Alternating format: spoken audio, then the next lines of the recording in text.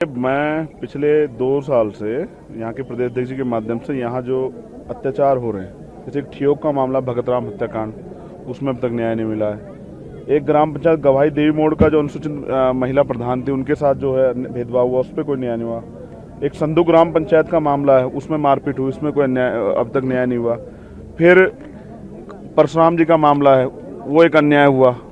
उसके अलावा ये जो वर्तमान में आज ये जो सिरमौर का जो गिरपार क्षेत्र है, उसको हाटी जनजाति क्षेत्र बना के जिस तरह से 40% आबादी शेड्यूल कास्ट की वहाँ है, उनसे कोई बातचीत नहीं होती है और ये प्रयास किया जाता है।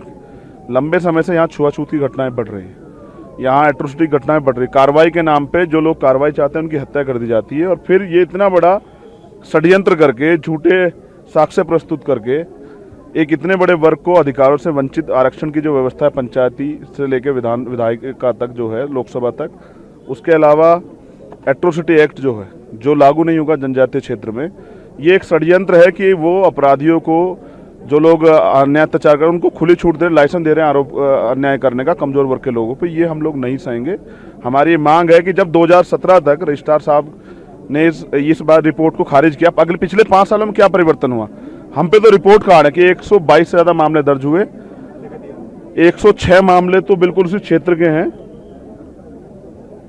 कोई कार्रवाई नहीं होती है, कोई सुनवाई नहीं होती है। कुछ मामले भीम आर्मी के लोगों ने उठाए हैं। एक श्यामलाल भूमि का मामला है, अभी तक सरकारों ने वंचित वर्ग के लिए क्या जो है पिछले 5 साल में बजट की योजना बनाई, कितनी जमीन दी, कितने रोजगार दिए, कितनी नौकरी दी, सरकार साझा करे। अब मुख्यमंत्री, इसी प्रदेश के मुख्यमंत्री यहाँ की जनता की सुनवाई भी नहीं कर रहे, उनसे मिलना भी नहीं चाहते। तो वो किन के मुख्यमंत्री हैं? वो पंजाब के मुख्यमंत्री तो नहीं है, वो तो हिमाचल के मुख्यमंत्री है। आज ये लोग बड़े पैमाने पर इकट्ठा हुए हैं, ये लगातार समय मांग रहे हैं। तो मुख्यमंत्री अगर 40% आबादी को नकार के, इग्नोर करके और जबरन कोई कानून जो है लागू करना चाहते हैं, तो वो कानून हम लोग लागू नहीं होने देंगे। क्या आपको लगता है कि इसके पीछे राजनीति है? क्योंकि करीब 3 लाख की आबादी वहाँ पर है और जबकि 2-4 क्षेत्र और है हिमाचल के जिनकी आबादी कम है, तो उनके लिए कोई ऐसी जो है जल्दबाजी? ये सारा जो है कुछ लोगों को खुश करने के लिए सरकार जो है शोषित वर्ग के अधिकार जो संविधान ने दिए उनको अधिकारों से वंचित करना चाहती है। आर्टिकल 322(2) का जो है ना, ये खुला उल्लंघन है। आप शेड्यूल कास्ट, अनुसूचित जाति के लोगों को उनके अधिकारों से वंचित कर ही नहीं सकते हैं। आप दे तो कुछ नहीं रहे, जो उनके हिस्से में संविधान है उसको भी छीनने का प्रयास कर रहे हैं, जबकि ये पावर सरकार को है, स्टेट गवर्नमेंट को भी दी है। ये पावर कॉन्स्टिट्यूशन ने स्टेट गवर्नमेंट को दी और केंद्र सरकार ने भी, कि वो चाहे तो उनके वर्ग हितों के लिए कुछ अच्छा काम करे। वो तो नहीं किया मुख्यमंत्री ने। तो अधिकार के बाद उठाने पे जो हत्याएं हो रही है, ये बंद होनी चाहिए और इस मांग को मुख्यमंत्री अनावश्यक रूप से ना लें।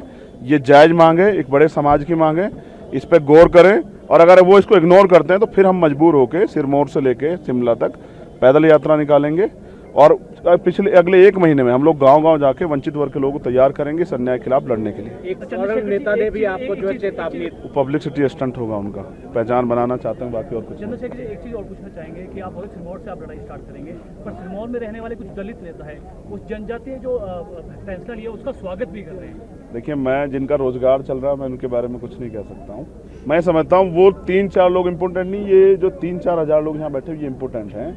आप देख रहे हैं गर्मी है, 40 से ऊपर टेम्परेचर है। मैं तो यहाँ सोफे पे बैठा हूँ, मेरी बहनें माएँ ज़मीन पे बैठी हैं, फर्श जल रहा है। वो उस दर्द को महसूस कर रही है, क्योंकि जो आने वाला दर्द है वो ज़्यादा उससे कठिन है। तो मैं उनकी भावनाओं का सम्मान करते इस लड़ाई को लड़ना चाहता हूँ। अभी तो मैं बहुत शॉर्ट नोटिस पे आया हूँ, लेकिन अगर मुख्यमंत्री कमजोर वर्ग के लोगों की आवाज़ नहीं सुनेंगे तो मैं यहाँ लंबे समय के लिए आ जाऊँगा। फिर मुख्यमंत्री जी चैन से नहीं बैठे। हमने तय किया है कि जो मुख्यमंत्री हमारे लोगों को पैदल करना चाहता है अधिकारों से, उस मुख्यमंत्री को भी हम लोग पैदल कर देंगे और वो जनता की सुनवाई नहीं करेंगे। ये लड़ाई कितनी मुश्किल होने वाली है, क्योंकि संविधान की शव यात्रा भी राजधानी शिमला से निकाली गई। सरकार उसकी छूट जो है सरकार ही देती है। यही सरकार जो बाबा साहब को आजकल पूजने का नाटक करती है, ये संविधान शव यात्रा भी निकालती है। इस सरकार की कथनी करनी हम लोग देख चुके हैं। इस सरकार से ज़्यादा उम्मीद नहीं, लेकिन अपने आंदोलन से ज़्यादा उम्मीद है कि अपने आंदोलन के जरिए हम लोग सरकार को, बहरी सरकार को जगाने का काम करेंगे। अगर नहीं सुनवाई होगी, रास्ता कठिन सरकार के लिए होने वाला, हमारे लिए तो रास्ते कठिन लंबे समय से ही हैं। हम पैदा हो रहे हैं, ये भी कठिनाई है, तो हमारे लिए रास्ते लंबे समय कठिन। अब तो हम सुगम कर रहे हैं, अब अपने अधिकारों को समझ रहे हैं।